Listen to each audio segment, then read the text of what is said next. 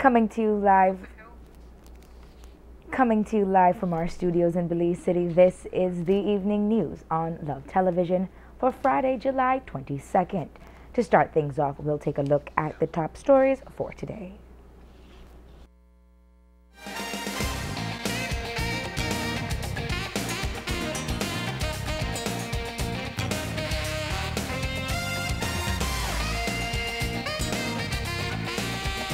Tonight, there is uncertainty on just what the real outcome of the BTL Arbitration Award will be, as we have learned that the government and Ashcroft Alliance are looking to go back to court on the matter.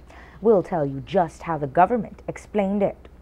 Belize Sugar Industries breaks down the circumstances of the Milliard reaction and why they want the Cane Farmers Association to take partial blame.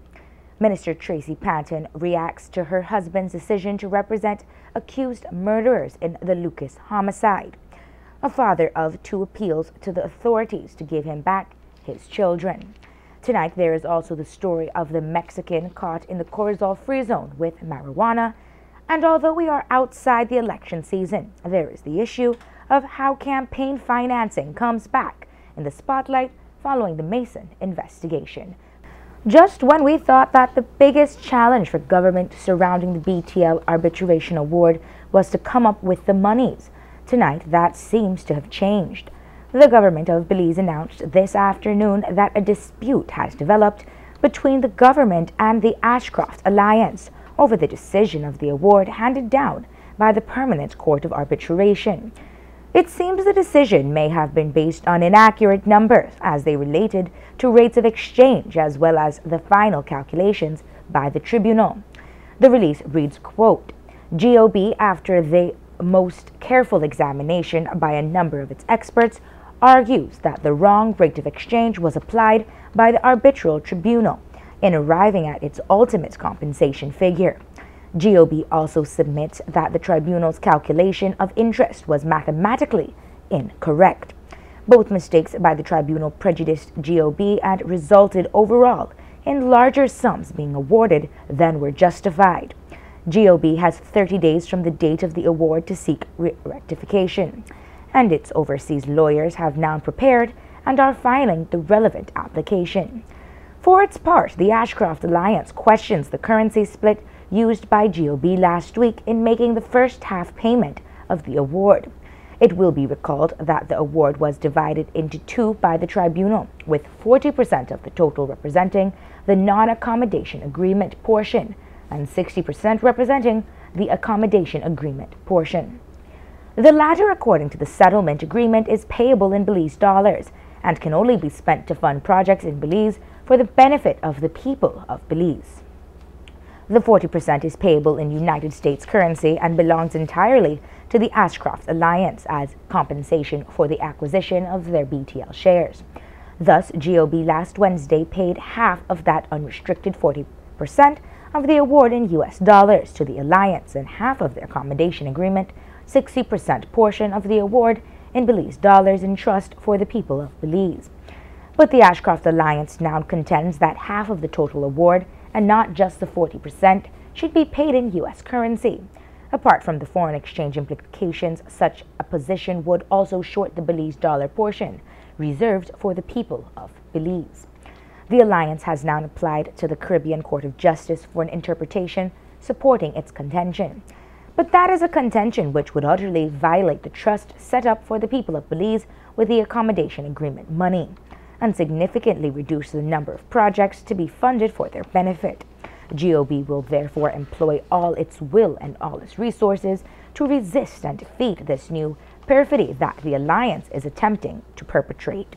End of quote. Prime Minister Dean Barrow had made the announcement of the final figures of the award on June 29, 2016. Yesterday, we told you of the Belize Sugarcane Farmers Association and their position where they refuse to accept partial or full responsibility for the losses in molasses at the Belize sugar industry. On July 13, the Belize Sugar Industries had issued a statement speaking of the circumstances leading to the Milliard reaction, which is a chemical reaction they believe was triggered by several factors. The two-part release first speaks of their response and collaboration with the Department of the Environment.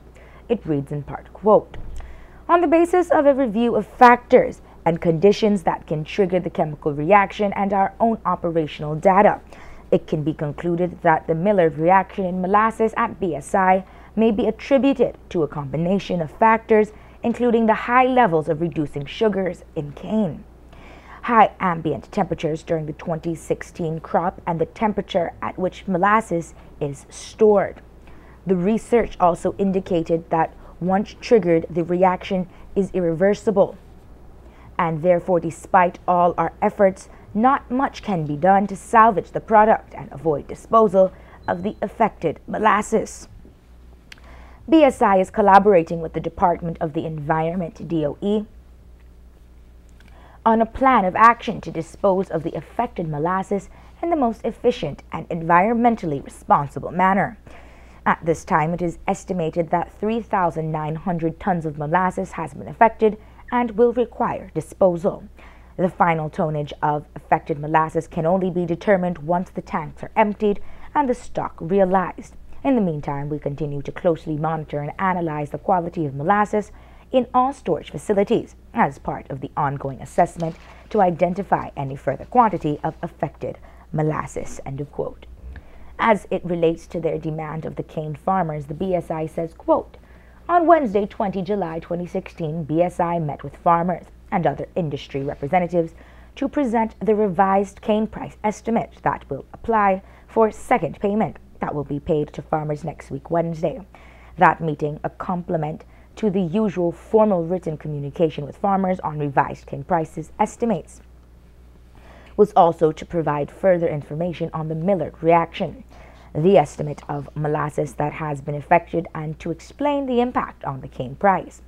In a press release issued by the Belize Sugarcane Farmers Association, BSCFA, earlier this week, following the meeting, the BSCFA reiterated its view that farmers should not share in the financial loss associated with the molasses affected by the Maillard reaction, and that BSI should bear the loss fully. This view is put forward on the basis that the commercial agreement does not provide for this, and the assertion that the Maillard reaction is not attributed to quality of cane. BSI had explained the situation and basis for the treatment of the molasses lost in the cane at the meeting, but given the public statement by the BSCFA, we consider it important to clarify what may otherwise be misleading. The Maillard reaction is indeed a phenomenon, as it is not a common occurrence. Research on the matter, combined with an analysis of our own operational data, has shed some light on factors and conditions that may have contributed to this reaction, which is essentially a reaction between amino acids and reducing sugars. Whilst there are other contributing factors as explained above, it is not correct to assert the quality of the cane is not a factor. It is important to determine as best as possible the contributing factors so that at any proposed solution to reduce the risk of reoccurrence is effective. Given the range of contributing factors, it is clear that an appropriate response will need to include a collaboration of both field and factory on the basis of shared responsibility. The determination of the cane price is commercial matter, governed by the commercial agreement between BSI and the respective Cane Farmers Association. The agreement sets out the calculation of the net stripped value, NSV, of sugar and molasses, which is then shared between farmers and BSI as miller. As per the agreement, the starting point for the calculation of the NSV revenue is gross realized proceeds. The estimated 3,900 tons of molasses that was lost as a consequence of the Maillard reaction will not be available for sale, so there will be no proceeds realized for this molasses. It is not a deduction from the price, but rather a lost opportunity to realize proceeds from its sale. The fundamental principle underlying that cane price calculation is a sharing of the value desired from the sale of sugar and molasses both in the local and export markets. This extends to a sharing of both gains and losses. The sharing of the loss consequence to the affected molasses is completely within the scope of the commercial agreement. BSI has also suffered a significant loss as a consequence of this occurrence. Besides the loss of its share of NSV revenues, BSI is bearing fully the cost associated with the handling and disposal of the molasses based on the DOE guidelines to safeguard the environment. BSI is equally disappointed at the Millard reaction occurrence and its financial effect, particularly given the drop in prices realized this crop. It is, however, unhelpful to point fingers when in fact it must be viewed as an opportunity to learn from and work together as an industry on solutions with a sense of shared responsibility. End of quote. Dr. Jose Uc Espat is known for his determination to get Belizeans to boycott the products and services of Guatemala. Tonight, however, as an activist in Belize, he came to Love News to speak on the ongoing investigation into the Lucas homicide. Here's what he had to say. It's very compelling, first of all, because of the common factor, and that's a part of a post that I put. If you would tell me that Mr. Mason met Mr. Papa Mena or the Honorable Abdul Papa Mena on his own, or if you could tell me that he met Mark Flowers on his own, or if you could tell me that he met Honorable Patrick Farber, the Deputy Prime Minister, on his own, if you can tell me that he met all the ministers on his own, okay, it's Mr. Mason going around recruiting. But at this point, most, if not all, the ministers have spoken out. Intentionally or unintentional, I don't know, but they have spoken out, and they speak of a common connection who seems to bring them to this Mr. Mason. And the common factor is the Minister of National Security, whose name is under fire for being all over the place. So that's what raises the red flag. And we all know that Mr. Mason was a part of the campaign funding for these ministers. Espat went on to speak of comments made by the Prime Minister surrounding the history of William Mason and the relationship he had with some cabinet ministers. The Prime Minister says, and further goes to say, I even think if people think before they even speak, he says, you cannot blame the ministers because on the Google search, it only says the man is a con artist, you see? It doesn't say he's a violent man. So it's okay to hook up with him because he's only a con artist. He's not a violent man. Mr. Prime Minister, come on. You understand? We need to wake up. We need to stop putting these politicians on a pedestal and stop believing every word that comes from their mouth. My respects to the Prime Minister on the ability to speak as if he has no knowledge of what is going on in an effort to alienate himself from what is going on. But the responsibility is his. My respects to him in making everything that is of drastic proportion seem of minimal importance. We must wake up. We must wake up. To me, they can convict any of the 5 because hitmen are out here for a dime a dozen. Until we get to the root of the problem, this cycle will continue. People will continue dying. The crime will increase. You know, so something needs to be done.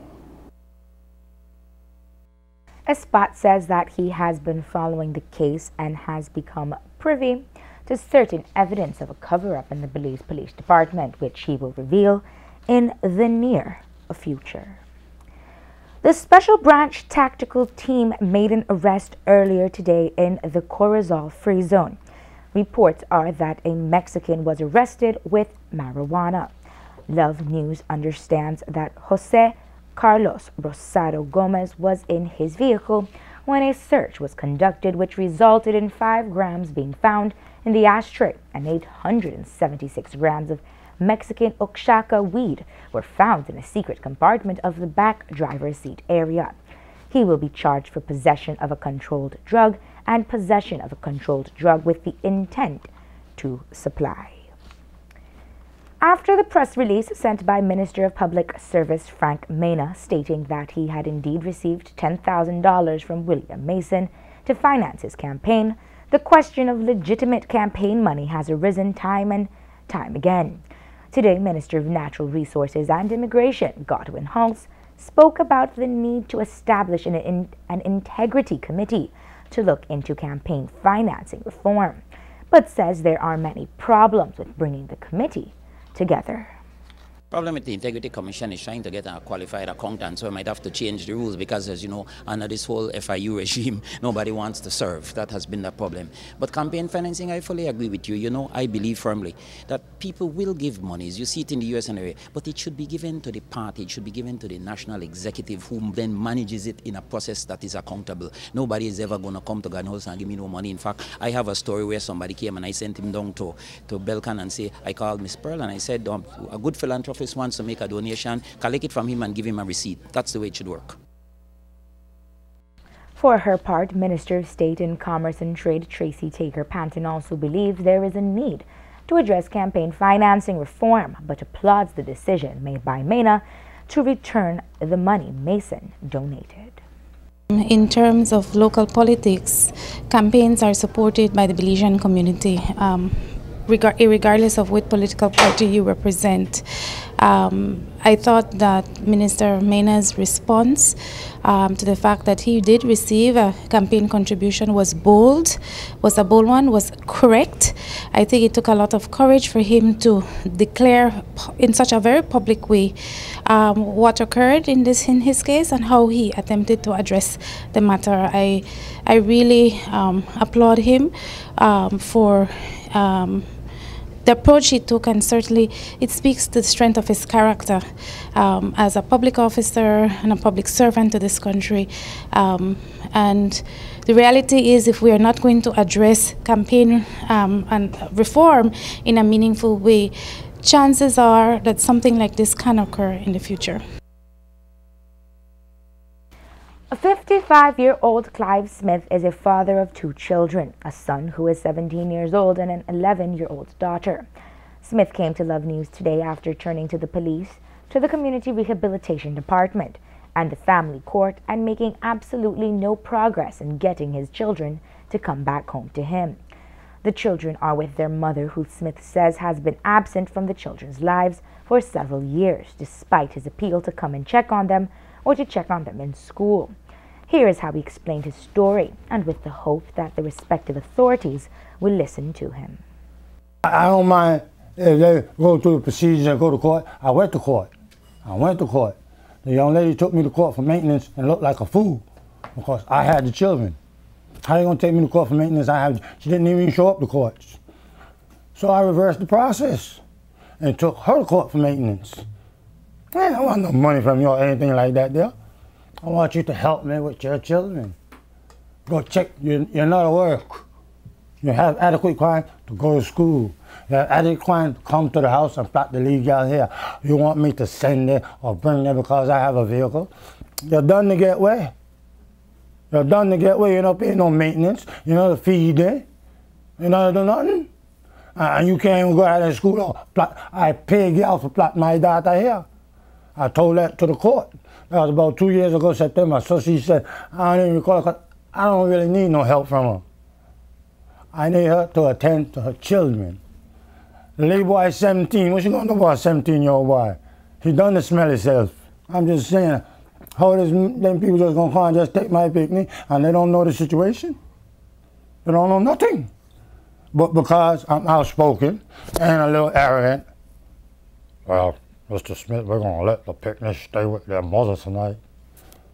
How you know them I got room for them? And I don't know nothing.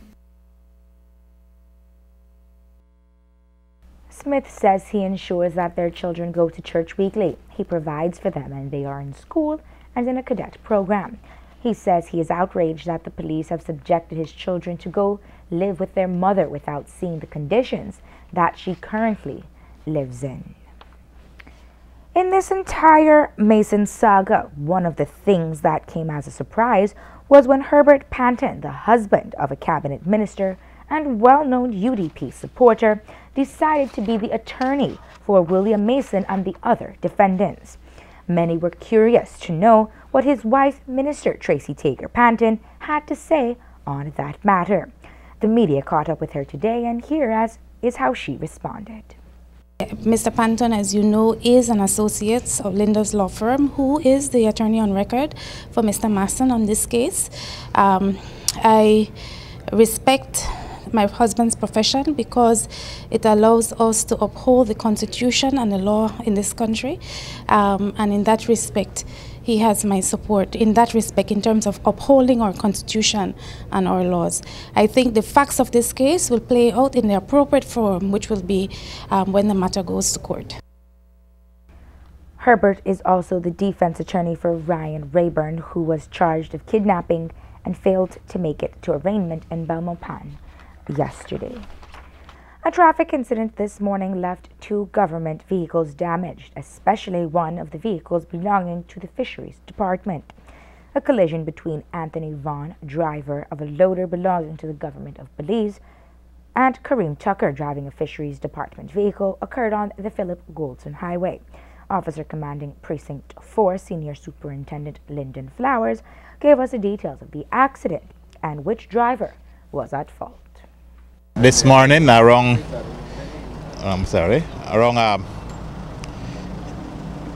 9 o'clock, there was a traffic accident on the Philip Goldson Highway near a grader belonging to, or a loader belonging to the government of Belize with Belize government plates. I was traveling from the Napa roundabout heading into Belize City, which would put the vehicle on the right-hand side when traveling. It would be on the side, on the reverse side.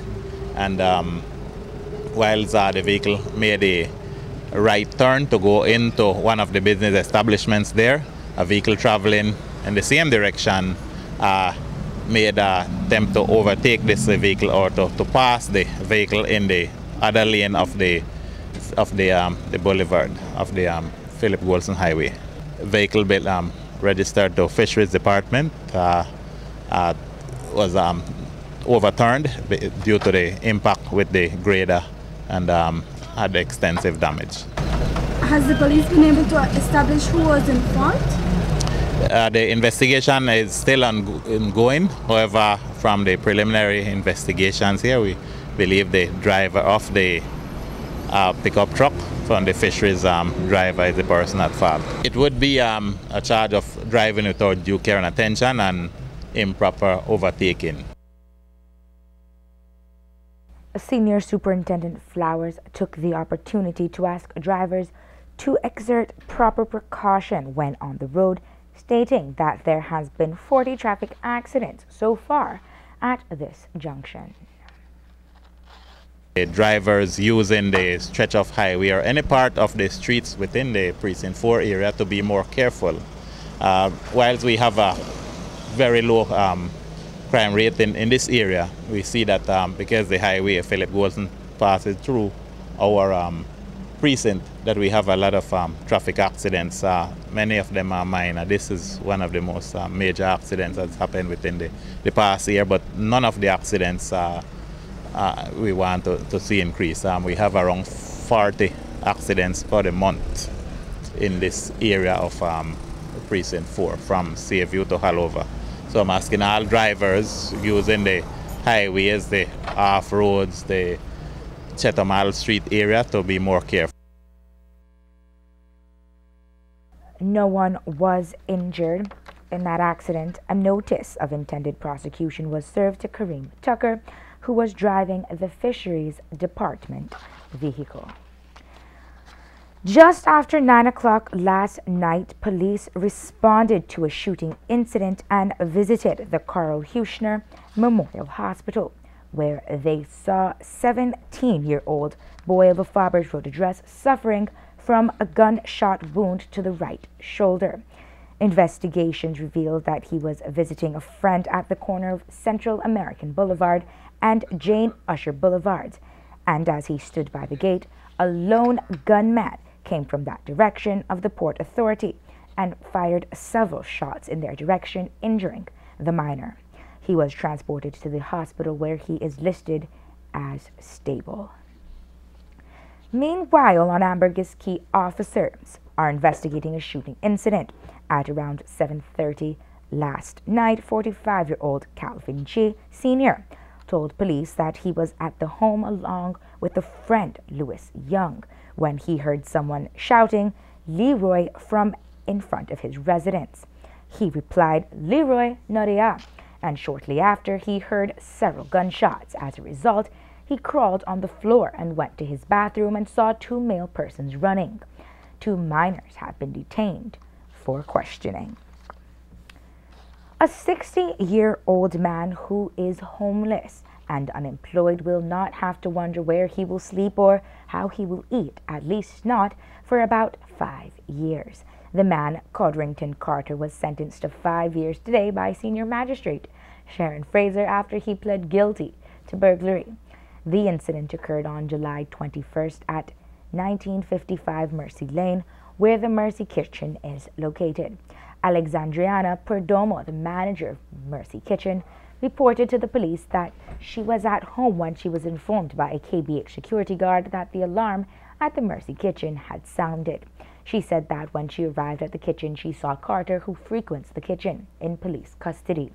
She said that when she inspected the kitchen, she saw that the surveillance camera was damaged, the alarm box was damaged, as well as a mesh screen and sofa. Carter said he burglarized the kitchen because he was hungry. 26-year-old Colin Ramclam, believed to be mentally challenged, was freed of a charge of sexual assault when he appeared today before the Chief Magistrate Anne-Marie Smith. He was told that the complainant does not want any further court action. On February 19, 2016, Ramclam went to Port Loyola Clinic to get medication for his mental illness. It was alleged that after he got his injection, he touched the buttocks of the nurse who gave it to him. Ramclam's explanation was that after he received the injection, it made him feel dizzy and he began to fall. He said he grabbed onto the buttocks of the nurse to save himself from falling to the floor.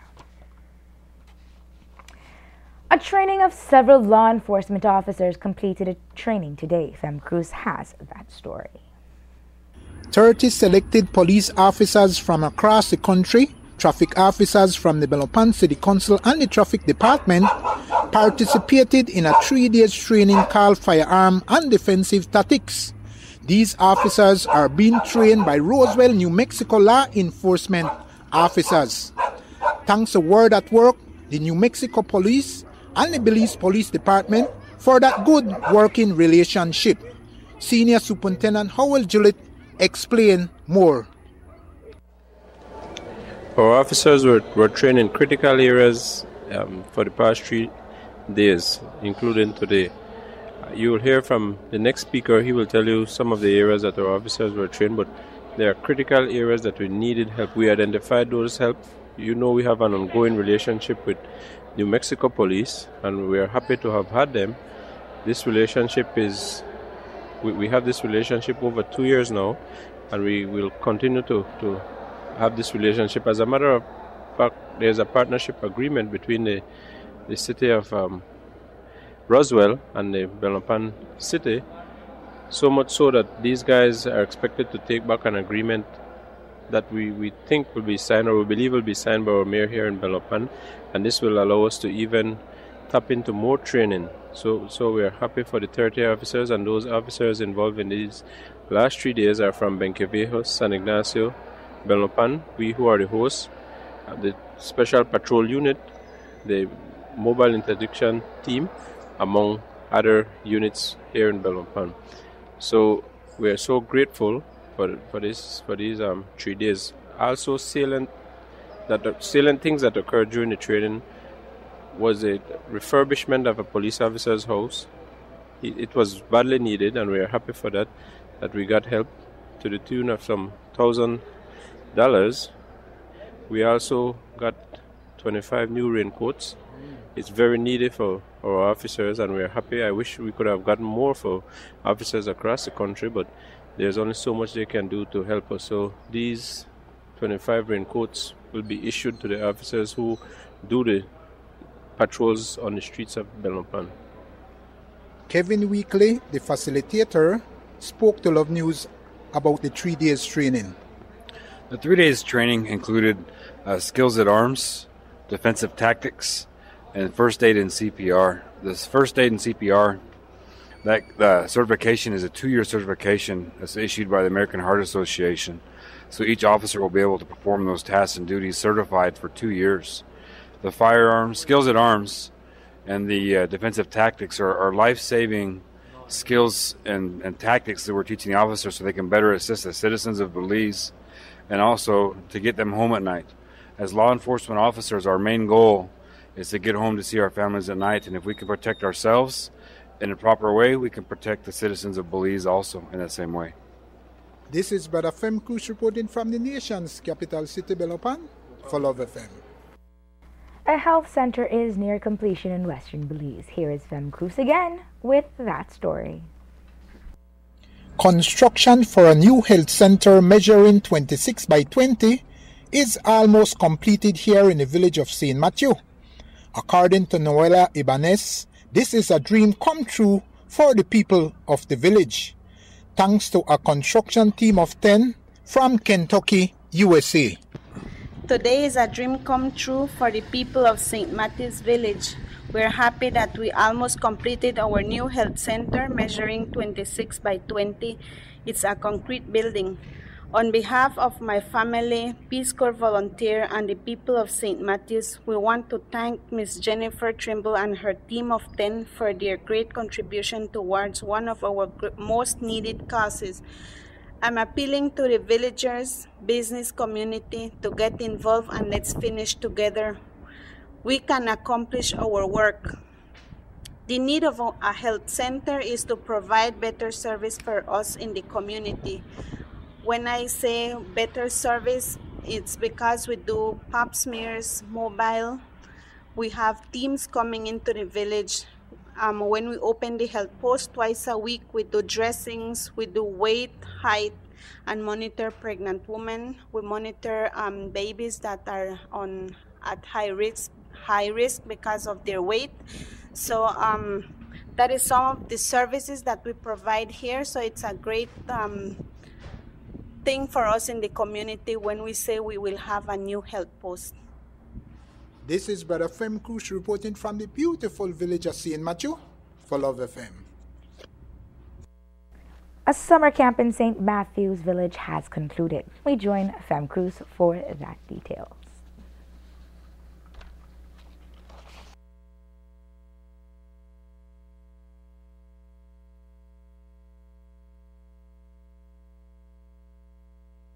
Global Leadership Adventures Youth Summer Camp 2016 finally came to an end here at the beautiful village of St. Matthew. Kelly Sol, the coordinator, spoke to Love News about the 2 weeks camp. Yeah, we had an awesome experience working in St. Matthew's with the students and principal, Mrs. Murray.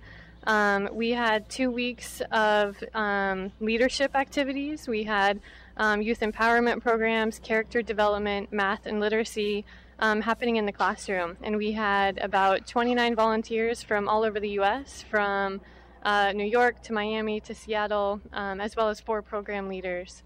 And we also made sure to incorporate the outdoors. We did recess, we worked on beautification projects outside, and made sure to have a lot of fun. Principal Michelle Murray wants to give the team thanks.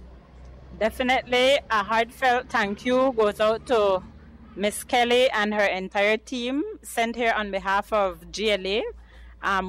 We definitely appreciate all that they have done for our school community. St. Matthew's Government School is far more prepared for the coming school year as a result of their presence here for these 2 weeks. Ma'am, what encouragement would you have for parents that allow their children to attend this 2 weeks camp, knowing that an idle mind is the devil workshop? Definitely, I want to let our parents at St. Matthew's Village know that their students were well occupied. They were engaged in well-structured activities, very organized, and their time here was not wasted, not even a minute. And they will be more prepared for the coming school year with their review of math skills and literacy. They did story writing, letter writing. They did so many things that will go a long way in preparing them for the coming year and beyond. This is Brother Fem Cruz reporting from the beautiful village of St. Matthew for Love FM. Today, Belize's National Trade Policy Framework 2016 was launched, and much information regarding Belize's trading practices were discussed. Director of Foreign Trade Leroy Almendarez spoke about how the framework addresses our trading practices and instituting manufacturing standards that will make Belize more competent in external markets. From this framework will come the actual policy, the policy document. But that policy document will include extensive consultations. So we'll be meeting with the private sector, the public sector. One of our major stakeholders, the media, has to be included because remember, we need the media to get our message across. And so in terms of environment, how do you trade?